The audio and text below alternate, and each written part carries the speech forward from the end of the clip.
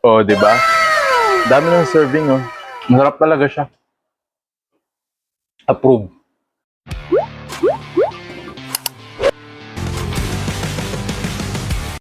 Yo guys, what's up? Si me again, Aaron. So, biglaang vlog lang, biglaang content. Saturday ngayon and we're still on mid-shift schedule. So, kapag Saturday, we all know naman na mid-shift tayo.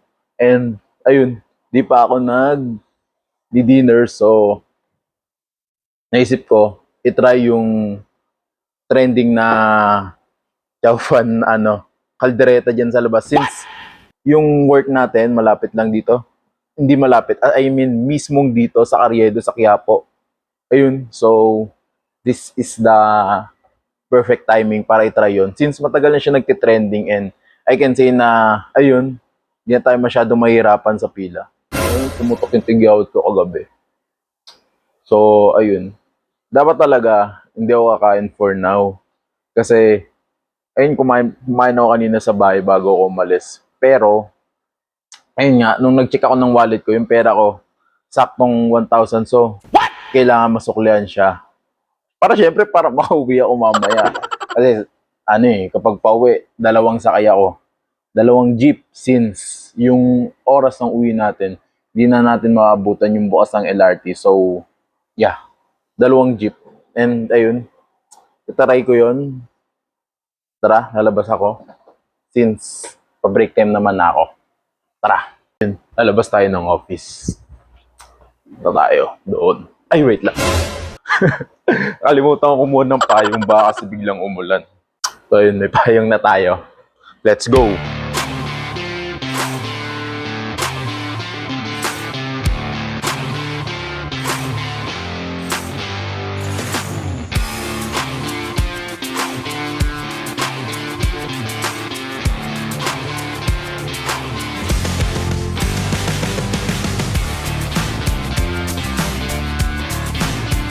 So yun, nandito na tayo sa office. Nag-take out tayo.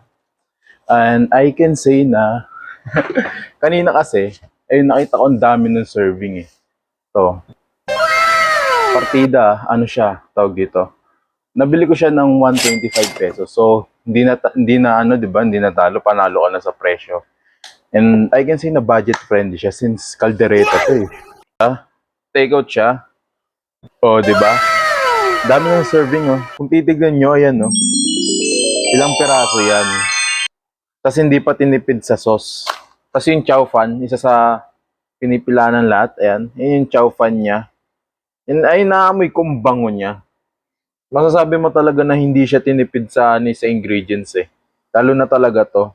Maraming nagsasabi na spicy daw tong kaldereta. So, let's see kung spicy nga ba. So, yun. Tatry ko. First bite.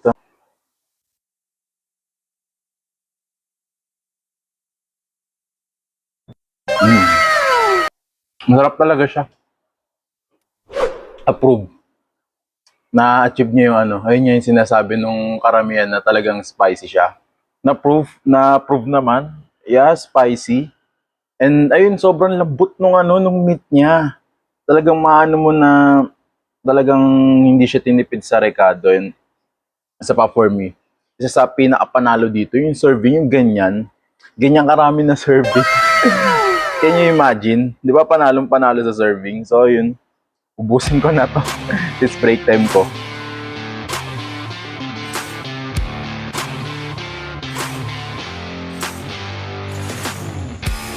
So, ubus ko na siya. Tapos na ako kumain. And, ayun, tapos na rin ako uminom ng maraming tubig. Since, ayun nga, sobrang anghang niya.